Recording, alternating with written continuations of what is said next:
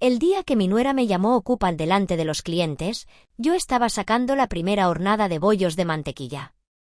El vapor me empañó las gafas y cuando las limpié con el delantal, escuché su voz clara, afilada: Carmen, deja ya las bandejas. Daniel y yo hemos decidido que te vas a una residencia. Esta casa ya no es tuya y la panadería la firmaremos a nuestro nombre.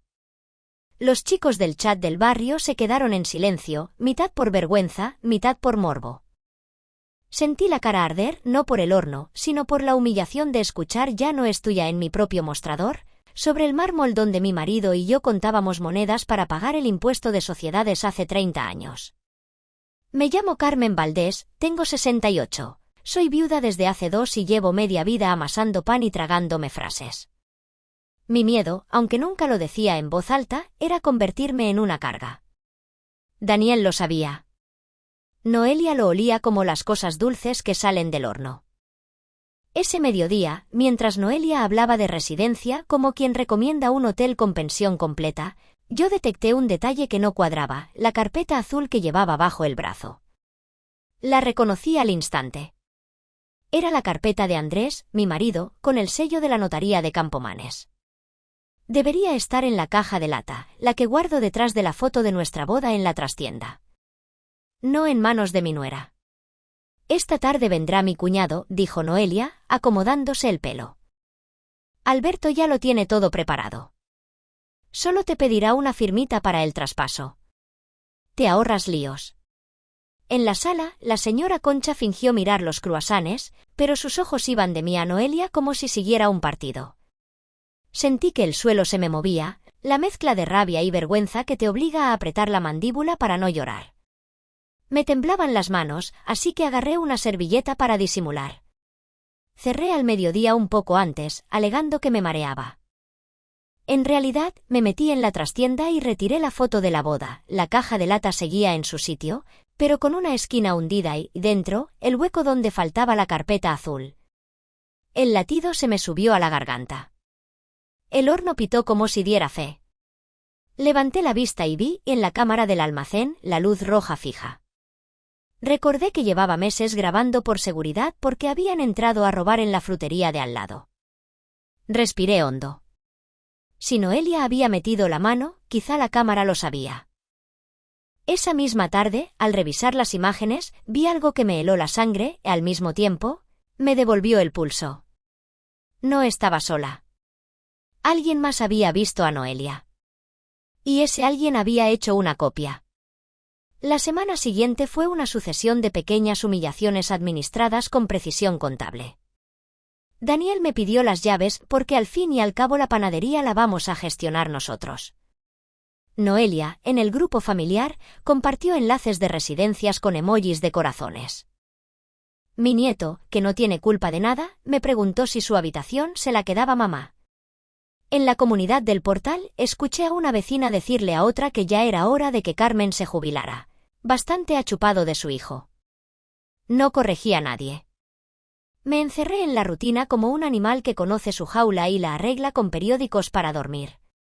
Mamá, entiende que esto es por tu bien, dijo Daniel una tarde, sin mirarme, repitiendo palabras que no le pertenecían.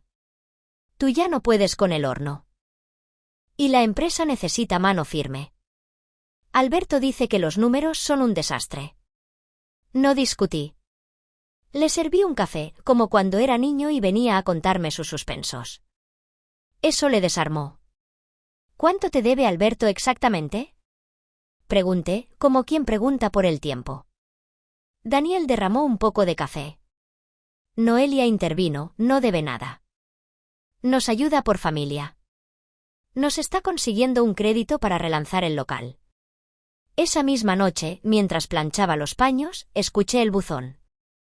Una carta del banco con sello de urgente. Era un aviso de solicitud de autorización para disposición de fondos en la cuenta de la sociedad. Alguien había presentado un poder notarial donde yo delegaba la firma por falta de capacidad para gestionar. Tenía la fecha de ese mismo día y la rúbrica, una rúbrica parecida a la mía, pero sin mi bucle final. Me sudaron las manos. Tenían prisa. Y contaban con que yo, por vergüenza y miedo, firmara lo que pusieran delante. La regla del mundo, entendí entonces, era simple: quien controla las firmas, controla la vida. Y en España, una firma bien puesta o mal puesta te quita la casa antes de que acabes de decir usufructo. Me fui al archivo de la trastienda y busqué el contrato de constitución de la Tahona de San Lázaro, S.L. Estaba intacto. Administradora única, yo. Cuentas, 2 firmas obligatorias para disposiciones superiores a 1.000 euros, salvo poderes especiales. Ahí estaba mi tabla. Si habían intentado registrar un poder falso, necesitaban que yo no me moviera. Que yo cediera. Y recordé la mirada de Lucía en la cámara, ese plano de 3 segundos entrando al almacén detrás de Noelia, como si supiera dónde estaba la carpeta. Fui al móvil, abrí WhatsApp y le escribí a una vecina que trabaja en la notaría: ¿Lucía sigue allí? Minutos después, su respuesta: sí. Y tiene algo para ti. Al día siguiente, me presenté en la notaría con mi chaleco gris y las manos aún oliendo a harina. Lucía me recibió en la puerta, nerviosa. No debería hacer esto, susurró, pero vi cómo tu nuera se llevaba una carpeta y luego volvió con otra distinta. El notario pensó que era la misma. Yo vi el sello. No coincidía. Te dejé un post-it en tu cámara para que supieras que no estabas loca. Sacó de su bolso una copia de un documento, testamento hológrafo y escritura de herencia de Andrés Valdés. Mi respiración se volvió lenta, cargada de cuidado, como cuando sacas pan de molde sin romperlo. El anexo decía algo que no me esperaba: además de la panadería, Andrés había comprado, a través de una sociedad patrimonial, el piso donde vivían Daniel y Noelia. Y el usufructo vitalicio de todo el patrimonio era mío. Nadie me había contado que esa hipoteca que ellos sufrían en realidad era el alquiler bonificado que yo, sin saberlo, estaba condonando por años. Hay más, dijo Lucía, tragando saliva. El cuñado, Alberto, trajo un borrador para que usted firmara un poder general. Yo noté que en el margen ponía poder irrevocable salvo causa justa. Eso no lo autoriza este despacho sin informe médico. Por eso, ayer vino con un informe de dependencia. Falsificado. Con su nombre. La carta urgente del banco ahora tenía sentido. Estaban preparando el asalto con papeles, no con violencia. Y contaban con mi miedo a la palabra incapaz. Caminé de vuelta a la panadería con una decisión masticada: si mi mayor miedo era ser una carga, lo usaría a mi favor. Haría justo lo que ellos esperaban, pero en mis términos y ante quien toca. Esa tarde pedí cita con la trabajadora social del centro de salud y con una abogada del turno de oficio que atendía en Ciudad Naranco. Me iba a dejar ver frágil donde debía quedar constancia. Iba a dejar por escrito lo que me estaban haciendo. Esa noche no dormí, pero no fue por tristeza. Me senté con mi libreta cuadriculada y apunté como cuando preparaba la campaña de roscones: lista de pruebas, nombres, fechas, conceptos de transferencia, llamadas. A las 8 en punto fui al ambulatorio. La trabajadora social, Ana, me miró con esa mezcla de respeto y prisa que tienen los que ven demasiadas vidas a la vez. Le conté que mi familia quería declararme incapaz sin diagnóstico, que había documentos sospechosos y que yo quería una valoración objetiva. Si usted me pide evaluación de dependencia, la inicio hoy. Pero, Carmen, esto conlleva una visita domiciliaria. Quiero esa visita, respondí, sosteniéndole la mirada. Hoy, si puede ser. Aceptar esa evaluación fue mi debilidad convertida en baza. Si alguien venía a cuidarme, con sonrisa falsa y teléfonos que graban, quedaría en acta. A media mañana me llamó Marta, la contable que llevaba años revisando mis IVA sin cobrarme de más. Me ha escrito Daniel pidiéndome las claves de la banca online, dijo. Le he dicho que no sin tu autorización. Y otra cosa, hay un ingreso raro de la sociedad a un despacho de abogados. 1 euro. Concepto, prueba firma. Ese despacho es el del tal Alberto. Lo usan para comprobar poderes. Mientras Ana agendaba su visita, mi abogada, Beatriz, me recibió en su despacho con una taza de tila. No me prometió milagros ni usó palabras grandilocuentes. Tomó notas.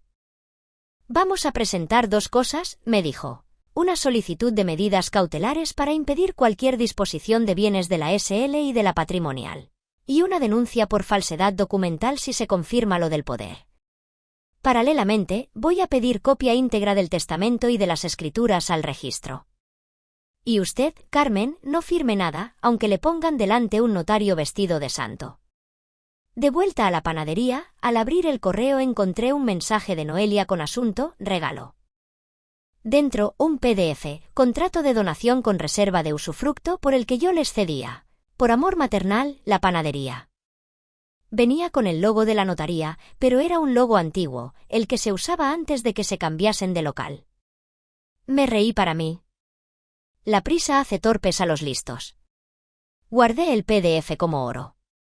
Esa tarde, Ana y una enfermera vinieron a casa de mi hijo, donde yo aún dormía algunos días porque así me lo pidieron cuando falleció Andrés. Noelia se mostró encantadora, sirvió café y empezó a hablar de mi despiste con las cuentas, de mis olvidos, de que su médico ha dicho que ya no coordina. ¿Qué médico?, preguntó Ana, sacando su libreta. Noelia titubeó. El de cabecera. ¿Cómo se llama? No lo recuerdo. Daniel apareció con un archivador. Le temblaba la mandíbula. Me miró una décima de segundo, pidiendo permiso para parar esta locura. No se atrevió. Ana tomó nota de todo. Cuando se fueron, yo también me fui. Mamá, ¿a dónde vas? A casa, dije. A la mía. Y cerré despacio, sin portazo, como siempre hice. Me esperaba algo peor que un portazo, un vacío en la caja fuerte. El pendrive seguía desaparecido. Me senté, respiré y revisé las copias que había hecho meses atrás para el seguro. Yo guardaba las cámaras en la nube, por rutina, por miedo a otro robo. Lo había olvidado. Allí, en una carpeta con fecha, apareció el vídeo, Noelia entrando a la trastienda, cogiendo la carpeta azul, Lucía entrando detrás, dejándole un post-it amarillo. El pendrive físico daba igual. La nube era mi testigo mudo. Esa noche, me llamó Lucía, susurrando, Alberto estuvo hoy otra vez. Dijo que si el notario no firmaba el poder, irían a otro. Le escuché hablar por teléfono, si no cuela por incapacidad. Forzamos un desahucio por precario en el piso de ellos. Es suyo, pero ella no lo sabe. Grabé el audio sin querer al activar el dictáfono. No es muy claro, pero se reconoce su voz. El día del juicio fue un martes lluvioso en Oviedo, juzgado de primera instancia número 6. Fui con Beatriz y con mis nervios doblados en el bolso como un pañuelo planchado. En la sala, Daniel evitaba mi mirada, Noelia, impecable, hablaba con Alberto, que lucía un reloj demasiado caro para un favor de familia. Había caras conocidas del barrio sentadas atrás, porque en los pueblos grandes las noticias vuelan. La señora Concha, el repartidor de harina, incluso Charo, la presidenta de la comunidad que siempre opinaba de todo. El juez pidió orden. El abogado de mi hijo alegó que por humanidad, me habían dejado vivir en su casa y que yo me negaba a abandonar el domicilio del matrimonio joven, entorpeciendo su vida y su negocio, que también era de la nueva generación. Beatriz pidió la palabra y con una serenidad que me sostuvo, comenzó a exponer. Primero, el vídeo de la cámara, se veía a Noelia entrando a la trastienda, mirando alrededor, cogiendo la carpeta azul. El juez alzó las cejas. Alberto se movió en la silla. Luego, Beatriz pidió incorporar un documento, la escritura de constitución de la sociedad patrimonial de Andrés, con el listado de activos. Ahí constaba, negro sobre blanco, el piso de Daniel y Noelia, comprado hacía años y alquilado a su favor por un precio simbólico, con cláusula de reversión en caso de maltrato o impago. El propietario real del piso no es mi cliente, sino la sociedad patrimonial de la que mi clienta es usufructuaria vitalicia, dijo Beatriz. Aquí está el testamento, protocolizado. Y aquí, el asiento registral. Silencio. El juez leyó despacio. Sigo, dijo Beatriz. Solicitamos además la incorporación de 2 informes, el de la trabajadora social, que señala posibles indicios de presión familiar para declarar incapaz a mi clienta, y el del banco donde se intentó registrar un poder con una firma que no coincide con la suya. Para terminar, llamo a testigo a Lucía Fernández, administrativa de la notaría. Lucía entró con las manos apretadas, pero la voz firme. Contó lo que vio. Reconoció a Alberto. Aportó el audio donde se le escuchaba hablar de forzar un desahucio. El juez le pidió que repitiera el último fragmento. Lo hizo. En la tercera fila, Charo asintió en alto, como si estuviera en una junta de vecinos. Alberto se puso de pie, indignado. Empezó a hablar de prácticas normales, de buena fe, de que Lucía malinterpretaba. Beatriz le cortó con una transferencia proyectada en pantalla, €1 de la Sociedad La Tahona de San Lázaro, S.L. al despacho de Alberto con concepto prueba firma. Eso, dijo Beatriz, no es buena fe. Es un peaje para ver si cuela. Y no cuela. El juez pidió un receso. En el pasillo, Daniel se acercó sin Noelia. Tenía los ojos rojos. Mamá, dijo sin saber dónde mirar, yo no quería llegar hasta aquí. Alberto dijo que era lo mejor. Que tú estabas cansada. ¿Qué? Noelia apareció y tiró de él como de una mochila. No hables, le ordenó entre dientes. Volvimos a sala. El juez, con voz clara, desestimó la demanda de desahucio por falta de legitimación activa. Daniel no era propietario. Declaró temeraria la acción y adelantó que remitiría testimonio al Ministerio Fiscal por si procedía. Investigar falsedad documental. Ordenó, además, como medida cautelar, la prohibición de disponer de bienes de la SL sin la firma de la administradora única. En los bancos, la noticia correría más rápido que la harina por el tamiz. Nadie respiró. Y entonces, llegó el golpe final que no esperaba. Beatriz pidió, por trámite, la ejecución de una cláusula del testamento que yo no recordaba. La de reversión del alquiler si se acreditaba maltrato. El juez accedió a dictar lanzamiento en un mes, con papel en regla. Se me aceleró el corazón, no de alegría, sino de gravedad. No quería venganza de barro. Quería justicia limpia. Hablé con mi hijo en un banco de piedra frente a la catedral. Oviedo olía a lluvia y a castañas asadas. Daniel confesó que Alberto llevaba meses insinuando que la panadería valía más cerrada que abierta, que un traspaso rápido le solucionaría deudas, que quien no se moderniza estorba. Noelia no necesitó convencerlo mucho. Él tenía miedo a fracasar. Necesitaba que yo fuera el problema para no mirarse a sí mismo.